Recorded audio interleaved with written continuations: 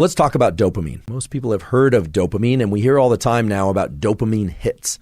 But actually, there's no such thing as a dopamine hit. And actually, the way that your body uses dopamine is to have a baseline level of dopamine, meaning an amount of dopamine that's circulating in your brain and body all the time. And that turns out to be important for how you feel generally, whether or not you're in a good mood, motivated, etc. And you also can experience peaks in dopamine above baseline. But if you remember nothing else from this episode, please remember this, that when you experience something or you crave something really desirable, really exciting to you, very pleasurable, what happens afterwards is your baseline level of dopamine drops. Okay, so these peaks in dopamine, they influence how much dopamine will generally be circulating afterward. And you might think, oh, a big peak in dopamine, after that, I'm going to feel even better because I just had this great event. Not the case. What actually happens is that your baseline level of dopamine drops. And I will explain the precise mechanism for that. It has everything to do with how you will feel an hour from now,